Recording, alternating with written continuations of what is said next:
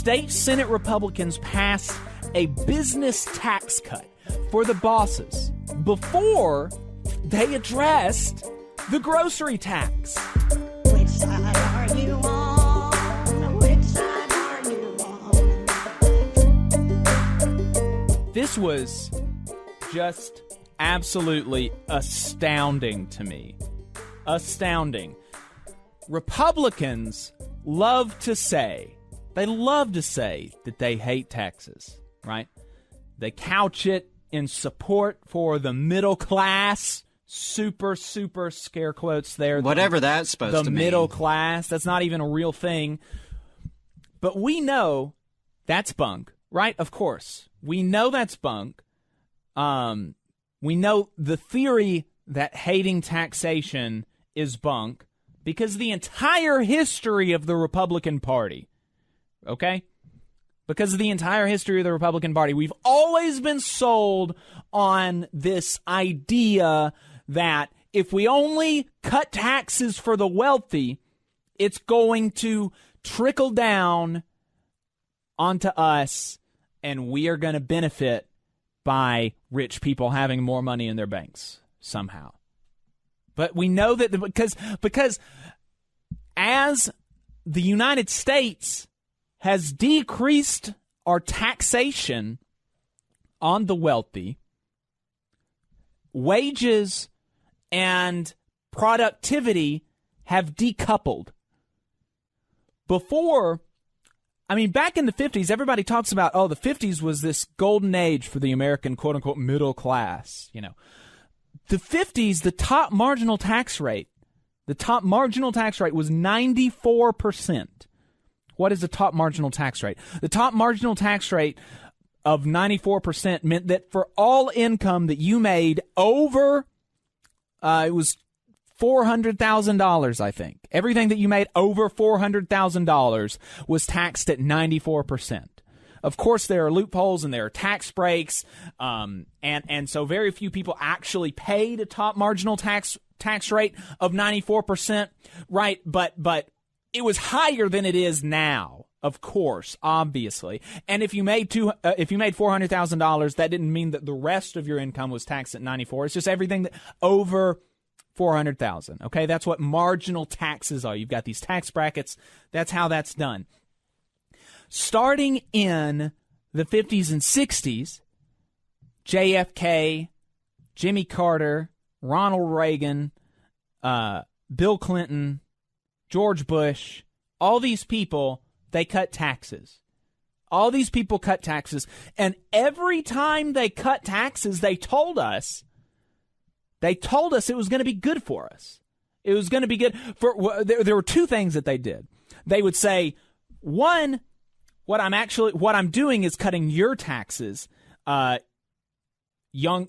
poor person, working person. I'm actually cutting your taxes in addition to cutting the wealthy's taxes.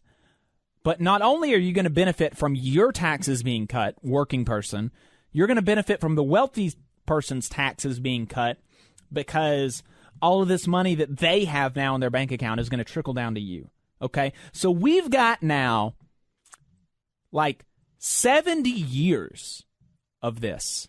Like 70 years of this experiment has been run in the United States, and it is clearly it has not worked. Giving rich people more money has not helped working people. It's clear. Wages have stagnated. The income and wealth in this country as a percentage is going more to the wealthy than it ever has, while working people's wages have stagnated, while working people work longer hours, while working people have lost our pensions, where working people have lost good health care. Okay? So it doesn't work. It doesn't work. But if you needed more evidence that the Republican Party is full of crap on this issue, here's two issues from literally last week. Just last week, in the last 5 days. In Alabama, state Senate Republicans passed a business tax cut They passed a tax cut for the bosses. Can you imagine passing a tax cut for bosses in the year of our Lord 2022? Before they addressed the grocery tax. We still pay taxes for groceries in Alabama. We still pay taxes for groceries in Alabama. We are one of the only states in the union, one of the only states in this great country to still tax groceries. To still tax groceries, which is a regressive tax because it's a sales tax. We talked about this last week, how sales taxes disproportionately affect poor and working people. And they have not cut this tax. We still have a grocery tax in Alabama. And instead of addressing that, instead of moving forward on cutting and eliminating the grocery tax and replacing that lost revenue with eliminating the federal income tax deduction, which primarily benefits wealthy Alabamians, instead of doing that, Alabama State Senate Republicans have once again passed a tax cut for bosses that is going to amount to $23 million in lost revenue for the state of Alabama. Just last week. But it's going to benefit you. That's what they're going to tell you. That's what they're going to tell you. In D.C., this is even worse. In D.C., the Senate Republicans have proposed to literally raise taxes on the poor. Senator Rick Scott from Florida put forward a proposal that's backed by other Senate Republicans that would hike annual taxes on the poorest 40% of people in the United States by $1,000 on average. By $1,000 on average. That means some people in the poorest 40% are going to pay more than $1,000 more than they're already paying in taxes under U.S. Senator Republican Rick Scott's proposal. Why would he do this? Why would he do this? What's his reasoning? His reasoning is, quote, that he doesn't think poor people have enough, quote, skin in the game. This is his words. This is the platform of the Republican Party in Alabama, in Florida, and across the country.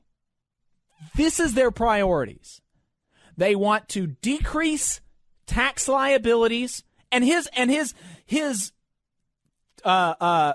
Rick Scott's tax proposal would not raise taxes on the richest 1% by a single penny. Of course not. He thinks that poor people don't have enough skin in the game. He thinks that poor people don't have enough skin in the game. This is the platform of the Republican Party in Alabama and Florida and across the country. They want to decrease the tax liabilities of wealthy people, of bosses, of their donors, and they want to literally increase the tax liability on working people by $1,000 a year on average. On average. That's insane.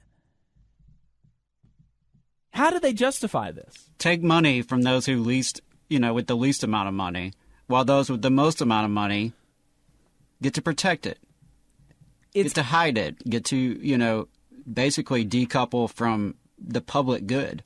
It is literal reverse Robin Hood here. Right. I mean, good grief. And, we talked about that a little bit last week with the quality of life in Alabama and just some of the appalling statistics out there about our quality of life. And it is 100% connected to this broken taxation system where, like I said, those with the least amount of money are the ones who are being punished. Right.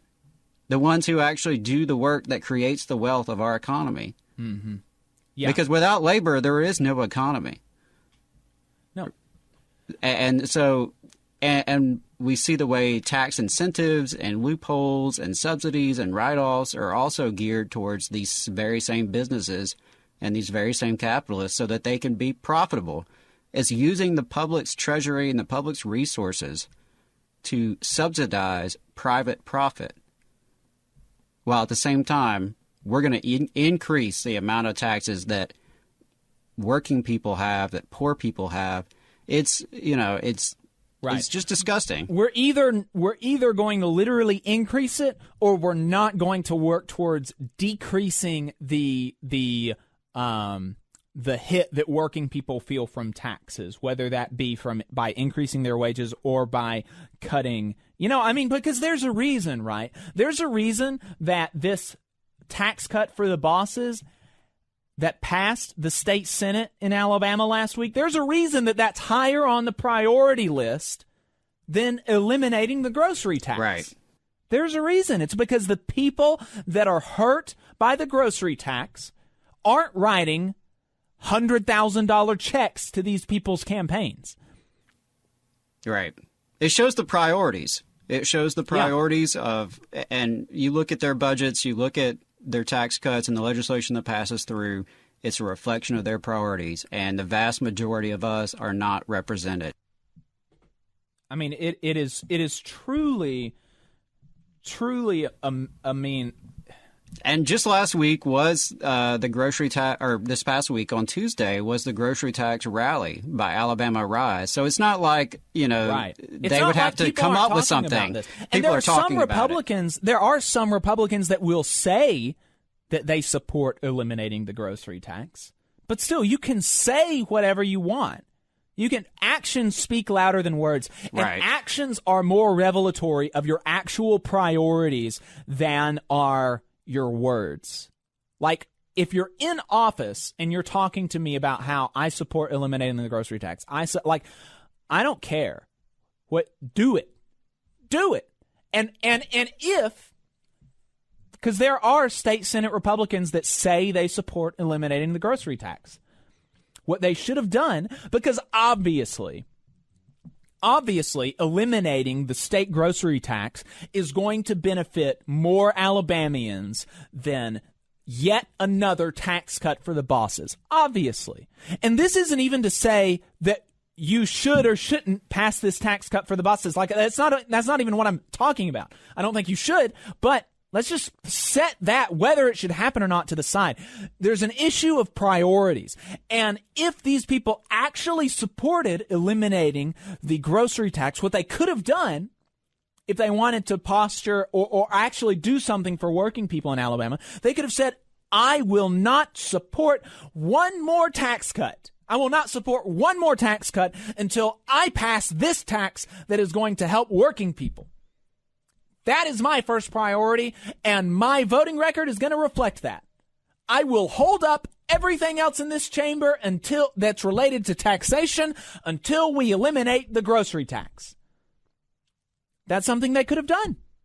Yeah, and it's a Republican state senator, Andrew Jones, who is carrying the legislation backed by a Rise, because it would remove the grocery sales tax, which would greatly benefit the majority of Alabamians, and it replaces that revenue so that our schools don't take a hit, because our schools are already underfunded as it is. So, it addresses that. It's on the table. It could easily be done, and that's why we need representation that looks at the economy from the bottom up as opposed to the top down. But even this fellow that introduced, who's a Republican who introduced this bill in the Senate, presumably he voted for this tax cut for the bosses. And so, there's still an issue there, even of his part, right. Even of the guy who is proposing this legislation. He's not taking it as seriously as he should be. He is not mobilizing. He's not going on the offensive against folks who are not working towards passing this tax cut for working people. I mean, it's just so frustrating. So, don't be fooled by the things that they're saying. You just saw a clip from the Valley Labor Report. We are live every Saturday morning from 9:30 a.m. till 12:30 p.m. And we pride ourselves on keeping all of our content free to everybody so that we can talk to as many working folks as possible. If you support the work that we're doing, you think that it's important, you think that it's good, then consider making a monthly contribution to the project, and you can do that on our website, tvlr.fm.